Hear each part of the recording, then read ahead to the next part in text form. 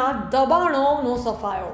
બનાસકાંઠા જિલ્લાના ભાભર હાઈવે પર ગાય circle Radhanpur 3 રસ્તાથી new APMC સુધીના બંને બાજુના 24 મીટર સુધીના દબાણો આજે સુઈગામ પ્રાંત તેમજ ભાભર મામલતદાર અને ભાભર નગરપાલિકાના ચીફની હાજરીમાં તોડી પડાયા, જેના કારણે 1200 જેટલા નાના મોટા તેમજ ચાની કીટલીવાળા, શાકભાજીવાળા અને ધંધાર્થીઓની રોજીરોટી છીનવાઈ ગઈ છે। છેલ્લા ઘણા સમયથી વહીવટી તંત્ર દ્વારા નોટિસ અપાતી, પરંતુ કોઈના કોઈ કારણસર આ અભિયાન મોકૂફ રખાતું, પરંતુ આજે 6 સપ્ટેમ્બરે તંત્ર સાચું નીવડતા 24 મીટરના અંતરે આવેલ બંને સાઈડના દબાણો દૂર કરાયા। કોઈ અનિચ્છનીય ઘટના ન ઘટે તે માટે તંત્ર દ્વારા પોલીસ કાફલો ખડકી દેવામાં આવ્યો। ભાભર નગરપાલિકા ચીફ અને સ્ટાફ પણ તૈનાત કરાયો અને હાઈવે પર લોકોના ટોળે ઉમટી પડ્યા। અહેવાલ જયંતિભાઈ ઠક્કર, સિયોરી, કાંકરેજ।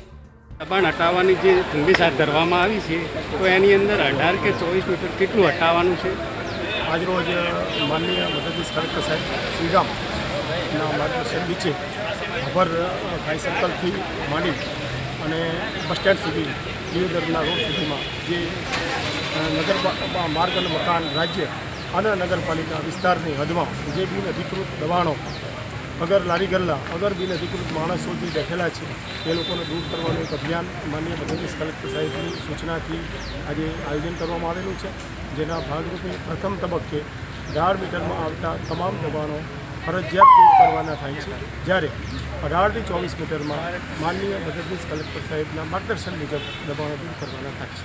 સાહેબ, જે આ લારી ગલ્લા હટાવવાના છે, તો એમના માટે બીજી કોઈ વ્યવસ્થા કરવામાં આવેલી છે? હા, આ ટેમ્પરરી જે માણસો છે, લારી ગલ્લાવાળા હોય, ફેરિયાઓ હોય, ખળાદીના માણસો હોય, એના માટે નગરપાલિકાના કાર્ય વિસ્તારમાં જે મકાનો બિલ્ડિંગો બનાવેલા છે ત્યાં જે ઓટલા બજાર છે ત્યાં શિફ્ટિંગ કરવાનું આયોજન છે।